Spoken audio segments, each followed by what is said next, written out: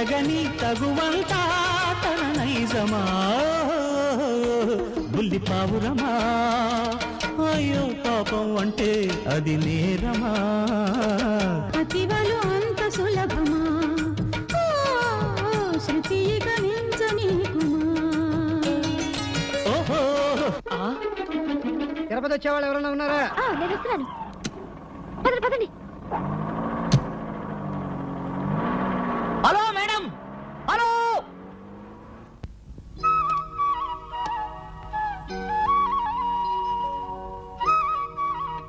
రే ఏమిట్రా అంత ఆలోచిస్తున్నావు? ముందు అన్నం తిను. అమ్మమ్మ, చాలా కాలం నుంచి నాకు డౌట్. నీకెప్పుడు డౌట్లేగా, అదేమిటో చెప్పు. తాతయ్యది నీది లవ్ మ్యారేజా అరేంజ్డ్ మ్యారేజా? రే ముందు నువ్వు అన్నం తింటావా లేదా? నువ్వు చెప్తే కదా తిన్నావు. తినమంటుంటే చెప్పమంటుంటే అబ్బా రెండురా. రెండు ఎలా అవుతాయి? అయితే లవ్ మ్యారేజ్ అవ్వాలి, లేకపోతే అరేంజ్ మ్యారేజ్ అవ్వాలి. పోనీ తాతయ్య నువ్వు మొట్టమొదటిసారి ఎక్కడ చూసావు చెప్పు. మా వెంకయ్య బాబాయ్ ఉన్నారు కదా, ఆయన కూతురు పెళ్లికి మేమందరం వెళ్ళాము. అక్కడ అమ్మలక్కలు ఉంటారుగా, మా పిన్ని వాళ్ళందరూ అది కదుగో లక్ష్మికి ఆ అబ్బాయినే చూస్తున్నా అన్నారు. నాకు చూడాలనిపించింది, కానీ ఆయనే నన్ను చూస్తున్నారే. ఆయన నీ వంక చూస్తున్నాడని నీకెలా తెలుసు? నేను చూస్తున్నాను కాబట్టి. మరి పెళ్లి చూపులు? ఒక రోజున మా ఇంటికి ఎవరో వచ్చారని మా నాన్న పిలిచి మజ్జిగ తీసుకురా అమ్మా అన్నారు. మరి నేను చిన్నపిల్లను కదా, నాకేమీ తెలీదు. అందుకని మజ్జిగ తీసుకుని వెళ్ళాను. వెళ్తే అక్కడ మీ తాతయ్య నాకు కాళ్ళు చేతులు ఆడలేదనుకో, తీసుకెళ్ళిన మజ్జిగి ఆయన పంచి మీద ఒప్పేశాను. ఆ తర్వాత ఏం జరిగింది? పెళ్ళైపోయింది. అయ్యో, ఇంతేనా?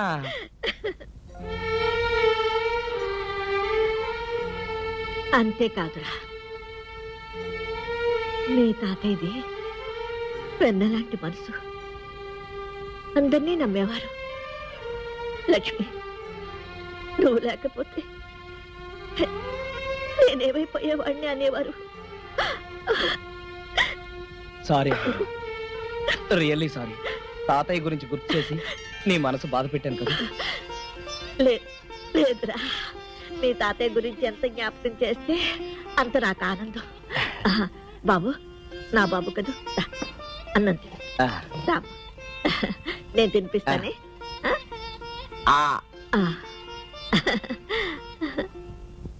నా కోరిక ఒకటే పానకాలు గారు. చెప్పండి. ఈ జీడిమెట్ల జమీందారు గారి వంశం అంటే లోక విదితమే. మా దర్జాలు హోదాలు మీకు తెలియనివి కావు. నా పెళ్లి పల్లకి పరివారంతో సహా 15 రోజులు వైభవంగా జరిగింది.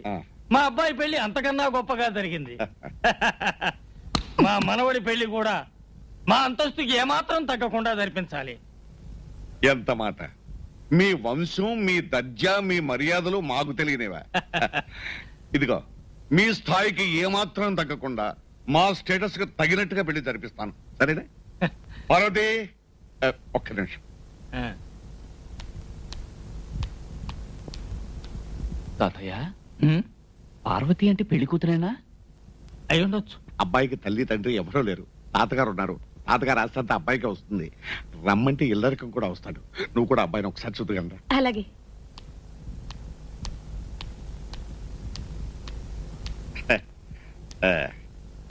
పార్వతి, వారు జీడిమెట్ల జమీందారు గారు, వారు వారి మనవడు గారు. నమస్కారం. మీకు అభ్యంతరం లేకపోతే ఆవిడతో ఒకసారి మాట్లాడచ్చా? ఆవిడతో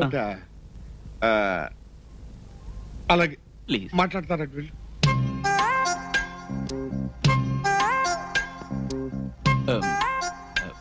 ఏం లేదు, ఆడవాళ్ళని అడుక్కోండి ప్రశ్న. మీ వయసు ఎంత? మీ వయసు ఎంత? 34. థ్యాంక్స్, మీరు వెళ్ళచ్చు.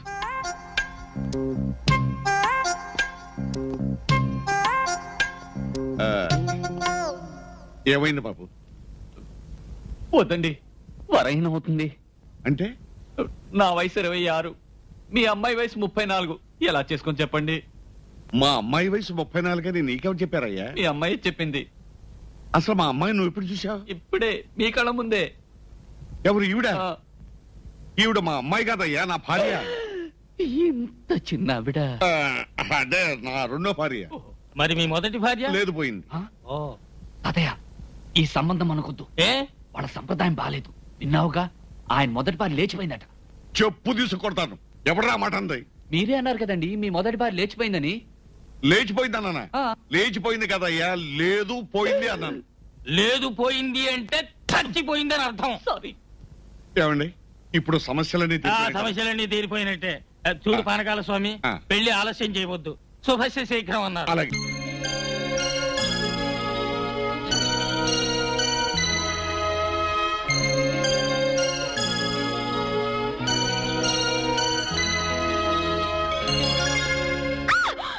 కావాలా? మీరా? ఇక్కడ ప్రొపరేటర్ గాని మేనేజర్ గాని ఎవరు లేరా? మీకు పొపరేటర్ కావాలా? పొపరేటర్ గారు, పొపరేటర్ గారు. yes what can I do for you? Proprietor మీరా? yes, ఈ కంపెనీ మాదే. మీకు ఎలాంటి బొమ్మలు కావాలి?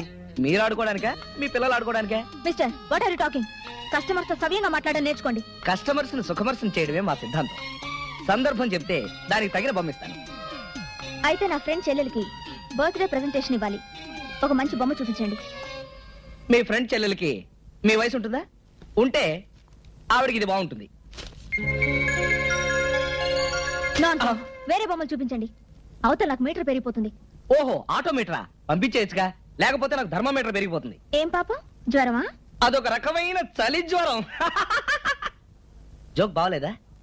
సరే, మనం సరదాగా మాట్లాడుకోవడానికి మధ్యలో ఈ ఆటోమీటర్లు థర్మామీటర్ అడ్రస్ కానీ మీ అడ్రస్ చెప్పండి, నేను పర్సనల్ గా వస్తాను.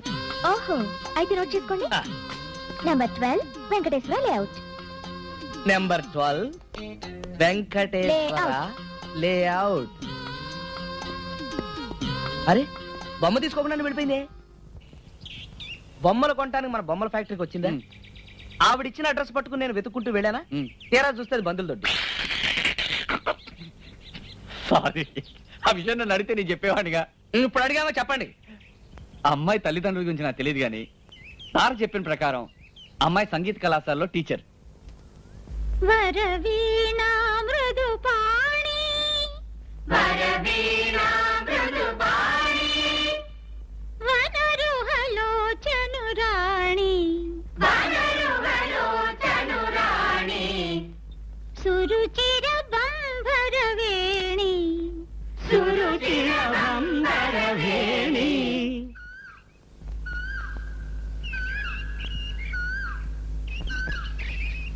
సురనుత కళ్యాణి, సురనుత కళ్యాణి. ఎవరది? ఎవరా పాడింది? Good morning madam. నువ్వా? ఇక్కడికి ఎందుకు వచ్చావు? అదేమిటి మేడం, నేను ఈ క్లాస్ స్టూడెంట్ని. ఇవాళే ఫీజు కట్టాను. ఇదిగోండి రసీదు. ఓహో, అయితే చూడు, ఇది పాఠశాల. ఇక్కడ క్రమశిక్షణ కావాలి. ఎవరిష్టం వచ్చినట్టు వాళ్ళు పాడటానికి వీల్లేదు. అందరూ ఒకేలా పాడాలి. అదెలా కుదురుతుంది మేడం? అందరూ ఒకేలా పాడితే అది మిలిటరీ అవుతుంది. ఇప్పుడు మీరు ఒక టైపు, నేను ఒక టైపు, ఈ పిల్లలంతా ఒక టైపు. ఇంతమంది ఇన్ని తేడాలున్నా మనం అందరం కలిస్తే అదే సమాజం అవుతుంది. అలాగే సంగీతం కూడా. మీరు ఒక శృతిలో పాడొచ్చు, నేను ఒక శృతిలో పాడొచ్చు, ఈ పిల్లలంతా ఒక శృతిలో పాడొచ్చు. కానీ అంతా కలిస్తే అదే హాయైన సంగీతం అవుతుంది. భిన్నత్వంలో ఏకత్వం అంటే అదేనండి. అంటే మీరు మాత్రం నేను చెప్పినట్టుగా పాడండి. గట్టిగా. Very good. ఇప్పుడు మీరు లల్లా లల్లా లల్లా కూర్చోండి. మరి ఇప్పుడు మీరు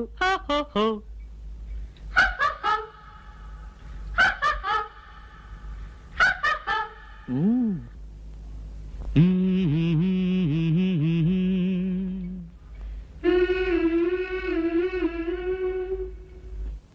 1 2 3 4. లల్లా లల్లా